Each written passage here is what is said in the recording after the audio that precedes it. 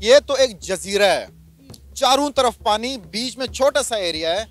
लेकिन वहाँ के सदर जो 1 साल पहले हुए इलेक्शन में जीते थे, मुइज़ून का नाम है, मोहम्मद मुइज़ून का नाम है, इब्राहिम सूई से वो जीते थे।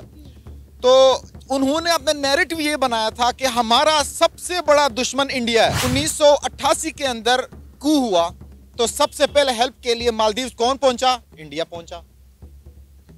इसी तरह 2004 के अंदर सुनामी में मालदीव तबाह हो चुका था, बर्बाद हो चुका था, सबसे पहले कौन पहुंचा? इंडिया पहुंच गया।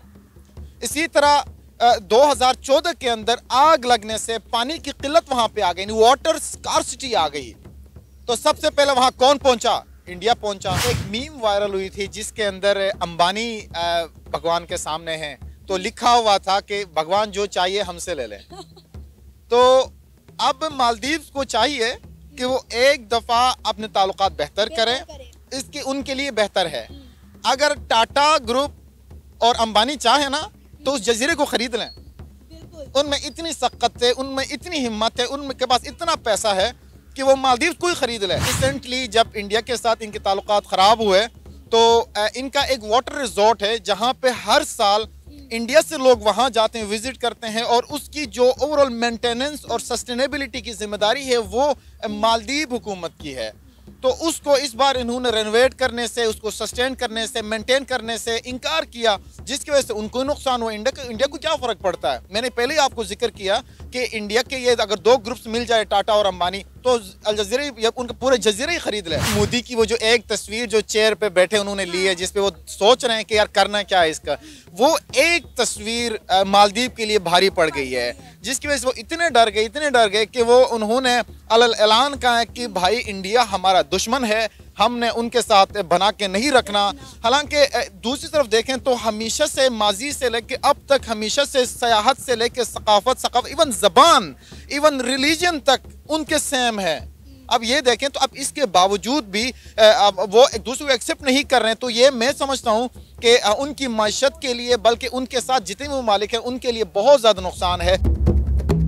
अस्सलाम वालेकुम, नमस्ते, सत श्री अकाल, मैं हूँ सनाम जद नाज़िर। इस वक्त जहाँ कहीं नज़र डालें सोशल मीडिया पर एक ही खबर, एक ही ट्रेंड गर्दिश कर रहा है, India versus Maldives, Lakshadweep versus Maldives.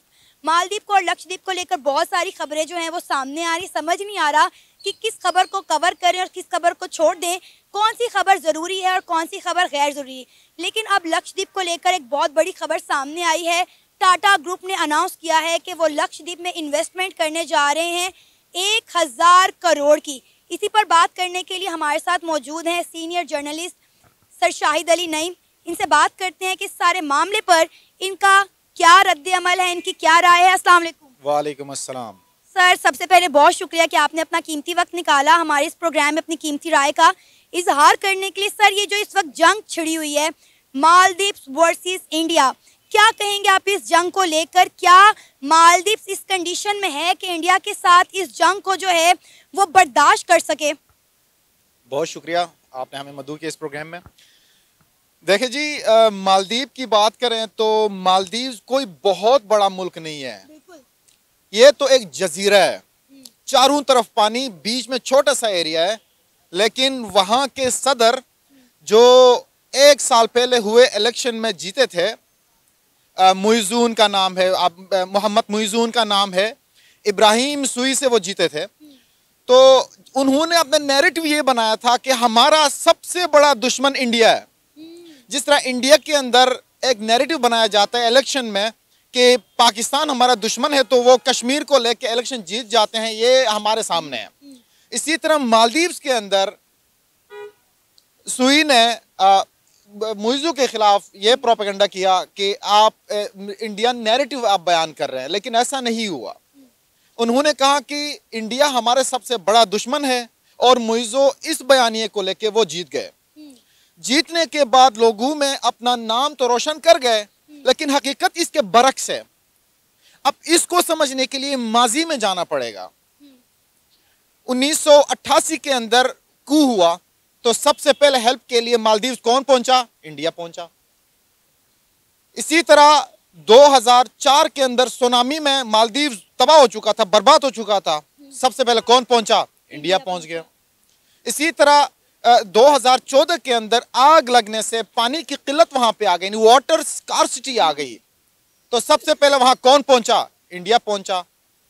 इसी तरह 12 घंटे के अंदर million of tons of water उन्होंने मालदीव्स में पहुंचा दिया।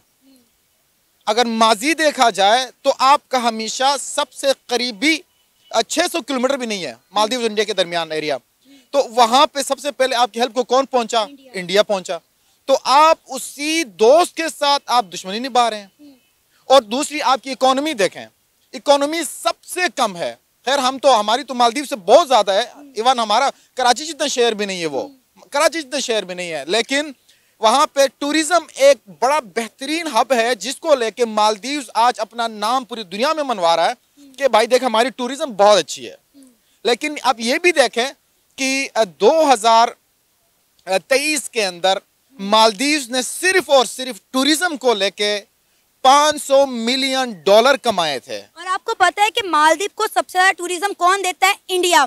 हर साल 3 लाख से ज्यादा इंडियंस जो हैं वो मालदीव जाते हैं। और एक अगर हम टूर की बात करें ना सर, तो 2.5 से 3 लाख, और मैक्सिमम और मिनिमम की बात करें तो 2 से 5 लाख के अंदर एक टूर होता है। कपल की मैं बात कर रही हूँ, फैमिली ट्रिप की नहीं अभी मैं बात कर रही। और अगर हम बात करें तो इंडिया का 3rd ट्रेडिंग पार्टनर है मालदीव्स। और आपको पता है कि इनकी 2014 में $173 मिलियन की आपस में जो थी ट्रेड थी, और 2023 में वो $501 मिलियन पर पहुंच गई। बिल्कुल, इसमें कोई दो राय नहीं है, इसमें कोई दो राय नहीं है कि इंडिया और मालदीव्स के माजी के ताल्लुकात बहुत बेहतर थे, अब बेहतरी की तरफ नहीं जा रहे हैं। लेकिन इससे ज्यादा देखें, माजी हमारी जो तारीख है वो गवाह है कि जब भी आपने अपने मुल्क को बेहतर करना है तो अपने नेबर हमसाया मुल्क के साथ ताल्लुकात बेहतर करने हैं। हम बड़ी कोशिश करें कि इंडिया के साथ हमारा ताल्लुकात बेहतर हो ताकि ट्रेड हो सके, क्योंकि वहाँ से हम कई चीज़ें यहाँ पे लेके आते हैं। और लास्ट टाइम अफगानिस्तान के लिए इंडिया से जो खुराक जा रहा था वो पाकिस्तान के थ्रू जा रहा था, हमने ओपन इनको इनके लिए जगह हमने दी थी। तो इसी तरह हमारा अफगानिस्तान के साथ बॉर्डर है, हमारा किर्गिस्तान के साथ बॉर्डर है, हमारा ताजिकिस्तान के साथ बॉर्डर है, हमारा ईरान के साथ बॉर्डर है, हमारा इंडिया के साथ बॉर्डर है, हमारा चाइना के साथ बॉर्डर है। तो इन सारे मामलात को देखा जाए तो बॉर्डर पे जितने भी ममालिक है उनके साथ अच्छे ताल्लुकात होना बेहतर मैं समझता हूँ कि होना चाहिए और बेहतर आपके लिए है। अब इससे हट के लास्ट टाइम इनका एक इजलास होता है जिसके अंदर मॉरिशस, इंडिया, श्रीलंका और मालदीव्स आते हैं। और पिछले साल यानी गुज़िश्ता साल इन्होंने मालदीव्स ने उसका बाइकआउट किया। मैं कहता हूँ कि उन्होंने अपने पैर पे कुल्हाड़ा मारा है कि क्योंकि उनका $501 मिलियन सिर्फ इनके सयाहत से अगर रेवेन्यू जनरेट कर सकते हैं तो आप क्यों उनके साथ ये कर रहे हैं। इससे हट के मालदीव्स चाह रहा है कि उनके ताल्लुकात आपके नेपाल के साथ हो, उनके ताल्लुकात श्रीलंका के साथ हो, जबकि श्रीलंका और नेपाल दोनों चाइना के साथ ताल्लुकात बेहतर बनाना चाह रहे हैं। तो इनडायरेक्टली मालदीव चाह रहा है कि हमारे ताल्लुकात इंडिया छोड़ के 600 किलोमीटर वाला हमसाया छोड़ के हमारा उससे भी कई हजारों किलोमीटर दूर चाइना के साथ हो। तो ये मैं ज़ाती तौर पर समझता हूँ कि जो मालदीव्स की इकोनॉमी है जो एक राइजिंग टूरिज्म हब बनता जा रहा है उसके लिए बहुत बड़ा नुकसान है। अब आप ये देखें कि टाटा ने अनाउंसमेंट की है, जो कि बहुत बड़ा इंडिया का ग्रुप है। उन्होंने बोला है कि हम लक्षद्वीप में जो है इन्वेस्टमेंट करेंगे, वहाँ पर ताज ब्रांडेड जो है वो रिजॉर्ट बनाएंगे जिसमें 110 के करीब जो है वो कमरे होंगे, 60 के करीब जो है वो वेलाज होंगे। क्या कहेंगे, क्योंकि टाटा वहाँ पे इन्वेस्टमेंट करने जा रहा है। क्योंकि मालदीव्स के अगर वुज़रा की बात करें तो उन्होंने इसी बात पर जो है इंडिया को और लक्षद्वीप को तनकीद की थी कि टारगेट किया था कि आप लक्षद्वीप का मुआवजा जो है मालदीव्स के साथ कर रहे हैं। हालांकि वहाँ पे डेवलपमेंट नहीं है, वहाँ पे साफ सफाई नहीं है। और नरेंद्र मोदी को, जिस तरह इंडिया के प्राइम मिनिस्टर नरेंद्र मोदी को उन्होंने टारगेट किया, इन पर तनकीद की, उनके खिलाफ बयान दिए, जिसकी वजह से उन तीनों वुज़रा को मुअत्तल भी करना पड़ा। तो आपको क्या लगता है, अब इतना बड़ा ग्रुप इन्वेस्टमेंट करने जा रहा है लक्षद्वीप में, तो लक्षद्वीप का फ्यूचर आप क्या देख रहे हैं? देखें, एक मीम वायरल हुई थी जिसके अंदर अंबानी भगवान के सामने हैं, तो लिखा हुआ था कि भगवान जो चाहिए हमसे ले लें। तो अब मालदीव्स को चाहिए कि वो एक दफ़ा अपने ताल्लुकात बेहतर करें, इसके उनके लिए बेहतर है। अगर टाटा ग्रुप और अंबानी चाहे ना तो उस जजीरे को खरीद लें, उनमें इतनी सख्त है, उनमें इतनी हिम्मत है, उनके पास इतना पैसा है कि वो मालदीव कोई खरीद ले। यार 2 ग्रुप्स अगर आपको खरीद सकते हैं जो चांद पर जा चुके हैं, कम से कम यार उनके नक्शे कदम पर तो चलो, आप दुश्मनी मोल ले बैठे हैं। अब जो है उन वुज़रा को भी मुअत्तल कर दिया गया है। मालदीव्स की जानिब से इस मसले को कूल डाउन करने की काफ़ी कोशिश की जा रही है, लेकिन जो इंडियंस हैं वो काफ़ी एंग्री हैं, वो काफ़ी एग्रेसिव हैं कि हमारे पीएम को जो है वो टारगेट क्यों किया गया। क्योंकि आपको पता है ये इंडियन एक ऐसी कौम है, जब भी इनके मुल्क के ऊपर या इनके पीएम के ऊपर बात आती है तो ये यकमुश्त हो जाते हैं, इनमें यूनिटी देखने को मिलती है। और अभी भी यही हो रहा है। लगातार आपको पता है कि मालदीव्स की जो फ़्लाइट्स थी आने वाले कुछ महीनों की, वो तमाम सस्पेंड कर दी गई हैं। सोशल मीडिया पर ट्रेंड चल रहा है बायकॉट मालदीव्स। और देखिए कि मालदीव्स की इकॉनमी को एक बहुत बड़ा धचका है। इंडियन ने हिला के रख दिया कि तुम लोगों ने पंगा किसके साथ लिया भाई। बिल्कुल, इसमें कोई दो राय नहीं है। रिसेंटली जब इंडिया के साथ इनके ताल्लुकात ख़राब हुए तो इनका एक वाटर रिजॉर्ट है जहाँ पे हर साल इंडिया से लोग वहाँ जाते हैं, विजिट करते हैं, और उसकी जो ओवरऑल मेंटेनेंस और सस्टेनेबिलिटी की जिम्मेदारी है वो मालदीव हुकूमत की है। तो उसको इस बार इन्होंने रेनोवेट करने से, उसको सस्टेन करने से, मेंटेन करने से इनकार किया, जिसकी वजह से उनको नुकसान हुआ। इंडिया को क्या फ़र्क पड़ता है। मैंने पहले ही आपको जिक्र किया कि इंडिया के ये अगर 2 ग्रुप्स मिल जाए, टाटा और अंबानी, तो अल जज़ीरा उनका पूरे जज़ीरा ही खरीद ले। लेकिन इन्होंने बहुत बड़ा नुकसान किया। और उससे भी हट के इनके एयर फोर्सेस जो तकरीबन 75 के करीब लोग हैं एयर फोर्स के, इंडियन एयर फोर्स के, जो मालदीव में बैठे हैं, काम कर रहे हैं, उनके मतलब जो एविएशन के काम को देखते हैं, ये कोई 2 हफ्ते पहले इन्होंने उनको भी वापस किया। एक तो हाँ, आपकी बात वही ठीक है कि अपने पैरों के ऊपर खुद कुल्हाड़ा मारे, इनको अंदाजा ही नहीं कि क्या करने जा रहे हैं।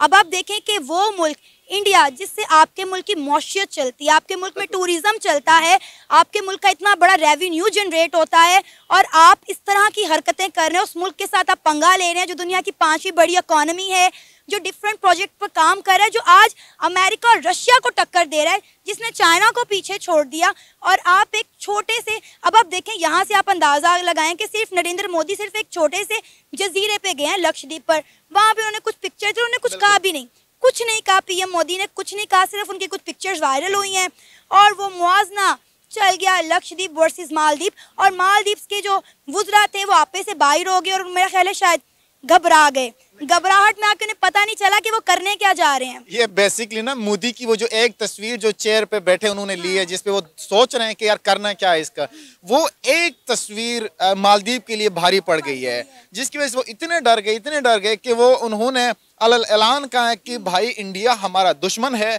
हमने उनके साथ बना के नहीं रखना।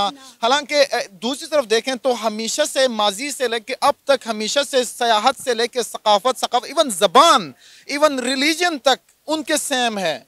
अब ये देखें तो अब इसके बावजूद भी अब वो एक दूसरे को एक्सेप्ट नहीं कर रहे हैं। तो ये मैं समझता हूँ कि उनकी माशत के लिए, बल्कि उनके साथ जितने भी ममालिक हैं उनके लिए बहुत ज़्यादा नुकसान है। और हमेशा से हमारी कोशिश और अगली की कोशिश यही होनी चाहिए कि जो आपका करीबी जो आपका नेबर है, जो हमसाया मुल्क है, उनके साथ हमेशा बनाएं, ताकि किसी इमरजेंसी की सूरत में, किसी भी हालत में, जिस तरह मैंने आपको बता दिया कि 2014 के अंदर वाटर स्कार्सिटी पे यहाँ से कोई चाइना नहीं गया, कोई नेपाल नहीं गया, कोई श्रीलंका नहीं गया, वो इंडिया था जो 600 किलोमीटर से जाके आपके पास पहुंचा दिया सारा कुछ। 12 घंटों के अंदर अंदर वाटर स्कार्सिटी से आपके मालदीव को बचा लिया, लोगों को बचा लिया, जान बचा लिया। आप उनसे ही आप सींग लड़ा के बैठे हुए हैं। अच्छा, यही बात मैं पाकिस्तान की आवाम को कहती हूँ। जब मैं पब्लिक के रिव्यूज़ करती हूँ तो मैं पाकिस्तानियों से भी यही कहती हूँ कि ये अब जो आज का जो दौर है, ये जो 21वीं सदी है, इसमें बंदूकों की, हथियारों की जंग नहीं रही, मज़ाइलों की जंग नहीं है, ये मौशियत की जंग है, ये डेवलपमेंट की जंग है, ये साइंस की जंग है, ये एजुकेशन की जंग है, ये आईटी की जंग है। और इस जंग में वही जीतेगा जो अपने मुल्क की आवाम को जो है अच्छे मौके देगा, अच्छी सहूलियात देगा, अच्छा एजुकेशन का निज़ाम देगा, अच्छा हेल्थ का निज़ाम देगा। और इस जंग में जो है वो इंडिया जीत चुका हुआ है। आप देख लें उनका एजुकेशन का निज़ाम, साइंस, आईटी, टेक्नोलॉजी, हर चीज़ में वो हमसे आगे हैं। और जो आपने बात की कि हमसायों से बना कर रखनी चाहिए, यही बात मैं कहती हूँ। अच्छा देखिए, अब हम इतनी बदकिस्मत कौम है, हमें अफगानिस्तान का भी बॉर्डर लगता है, हमें इंडिया का भी बॉर्डर लगता है, और इन दोनों मुल्कों से हमें बहुत सारे फ़ायदे हो सकते हैं, लेकिन अनफॉर्चुनेटली हमारी इन दोनों मुल्कों के साथ नहीं बनती है। लास्ट टाइम इन्होंने कहा कि मालदीव्स के अंदर 20 लाख सयाह इंडिया से सिर्फ वहां पे गए हैं। और जैसे आपने पहले जिक्र किया कि 5 लाख तक वो सिंगल मतलब जो कपल जाए वो जनरेट करते हैं उनके लिए रेवेन्यू। तो 20 लाख जरा 5 आप करें तो कितने मिलियन ऑफ डॉलर्स उनके पास आ जाते हैं। इससे भी हट के आपका जिससे बॉर्डर हो उससे तो बनाए रखें, उससे दूर के लोगों के साथ भी आप बनाए रखें, क्योंकि इससे आपकी मुल्की मईशत उठेगी, लोग जो गुर्बत में है वो उठेंगे। अब उनको अगर हमसे कंपेयर किया जाए तो कोई अगर जिस तरह ये बहरिया टाउन के मालिक मलिक रियाज अगर जाके कहीं इन्वेस्टमेंट करें तो सबसे पहले उसके ऊपर नेब हावी होगा कि भाई ये इतने पैसे कहाँ से आ गए, कहाँ इन्वेस्टमेंट आप कर रहे हैं, ठीक है। इससे दूसरे ग्रुप हैं वो जाके इन्वेस्टमेंट करे, तो वहां पे ये नहीं है। वहां पे उनका टाटा ग्रुप इन्वेस्टमेंट करे या जाके अंबानी ग्रुप इन्वेस्टमेंट करे तो उसकी शाबाश की जाती है, वेल डन, करें इन्वेस्टमेंट, ताकि जो काम करने वाला बंदा है उसको कोई पैसा मिल जाए, गरीब को पैसा मिल जाए, किसी तरह रेवेन्यू जनरेट हो, मुल्क के खजाने में पैसे आ जाएं, ताकि मुल्क अपना जो GDP है वो बढ़ा सके, ग्रोस डोमेस्टिक प्रोडक्ट बढ़ा सके। इंटरनेशनल जो आते हैं वो नेशनल प्रोडक्ट है हमारा, ग्रोस नेशनल प्रोडक्ट वो तो बढ़ ही रहा है क्योंकि इंटरनेशनल हमारे लोग बहुत ज़्यादा हैं। बट द थिंग इज़ कि हमसे ज़्यादा इंडिया के पास ये सारा रेवेन्यू जनरेट हो रहा है,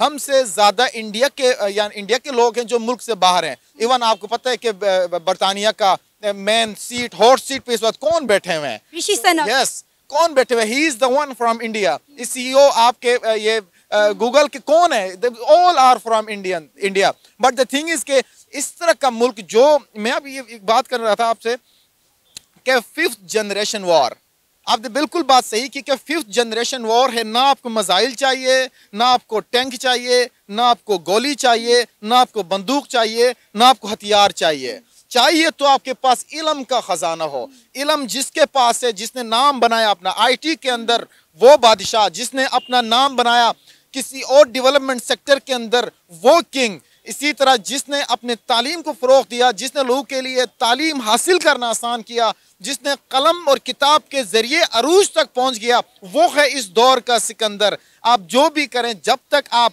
तालीम के मैदान में सर फहरिस्त नहीं होंगे, IT के मैदान में सर फहरिस्त नहीं होंगे, इकोनॉमी के मैदान में सर फहरिस्त नहीं होंगे, कोई भी बंदा आपको मुंह नहीं लगाएगा। मुल्क तो छोड़ दे, बंदा आप तरफ उठ के देखेगा नहीं। कौन आपके मुल्क में आके इन्वेस्ट करेगा मिलियन ऑफ डॉलर्स? जब आपके मुल्क के अंदर, इस मुल्क के अंदर आप 10 करोड़ की बिजनेस इन्वेस्टमेंट करते हैं तो बैंक वाले 10 दफा पूछते हैं भाई ये पैसे कहाँ से आए, आप क्यों इन्वेस्ट करना चाह रहे हैं, आपके साथ कौन है? बंदा तंग आके कहता है यार छोड़ो, नहीं करना, चलते हैं किसी और मुल्क में करते हैं। तो 10 लाख डॉलर पे तो आपको टर्की आपको नेशनलिटी भी दे रहा होता है।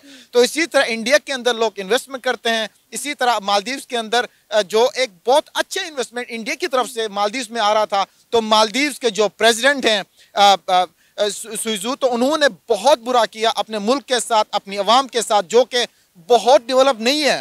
हम बिलीव मी वो गरीब हैं, बिलीव मी वो गरीब हैं। वन एंड ओनली सोर्स उनके पास है वो है आपका टूरिज्म का। टूरिज्म को फ़रोग़ देना था आपके नेबर कंट्री की वजह से।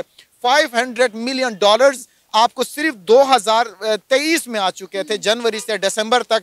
तो अब आप देखें कि इतना एक मुल्क से रेवेन्यू जनरेट हो रहा है, आप उसके साथ दुश्मनी मोल बैठे हैं, तो ये कहाँ का इंसाफ है? जो आपके लिए नहीं है बल्कि आपके साथ आपकी आवाम भी रूल रही है, क्योंकि वो खुद अपनी ये आइडियोलॉजी वो खुद नहीं बना बैठा है। उनके साथ जितने वजीर हैं वो भी यही समझ रहे हैं कि ये हमारा दुश्मन है, तो इसके साथ आपने बना के नहीं रखना, उनके साथ कोई हमने ताल्लुकात बेहतर नहीं करने हैं। हमने उनके साथ, क्योंकि नेबरहुड का ये एक तकाजा होता है कि आपके नेबर में, चाहे वो आपके घर के करीब हो, आपके मुल्क के करीब हो या कि कहीं और, तो आपने हमेशा उनके साथ अच्छे ताल्लुकात रखने हैं। तो आपने ये देखना है कि आपके मुल्क के अंदर क्या हालात चल रहे हैं, लोग किस तरह जिंदगी गुजार रहे हैं, वो सारा आप छोड़ के एक साइड पे करके एक पूरे आपके यानी 2 ग्रुप पूरे आपका ये जजीरा खरीद सकते हैं, उस पूरी बड़ी कंट्री के साथ आप लड़ बैठे हैं। तो ये एक तरफ है। दूसरी तरफ जो बेवकूफ़ी मैं समझूंगा कि मौजू की जिसने ये बात की कि हमने इंडिया के साथ लड़ना है, तो ये उनकी बस की बात नहीं है, बल्कि उनके लिए, पूरे मुल्क के लिए, अवाम के लिए सबसे बड़ा नुकसान होगा। ये था हमारा आज का प्रोग्राम। आपने जानी पाकिस्तानी अवाम की राय। उम्मीद है आपको आज का हमारा ये प्रोग्राम पसंद आया होगा। आप भी अपनी राय का इजहार कर सकते हैं नीचे दिए गए कमेंट सेक्शन में। इसी के साथ मुझे इजाज़त दें, पर जाने से पहले हमारे चैनल को सब्सक्राइब करें, वीडियो को लाइक करें और शेयर करें। अल्लाह हाफिज़।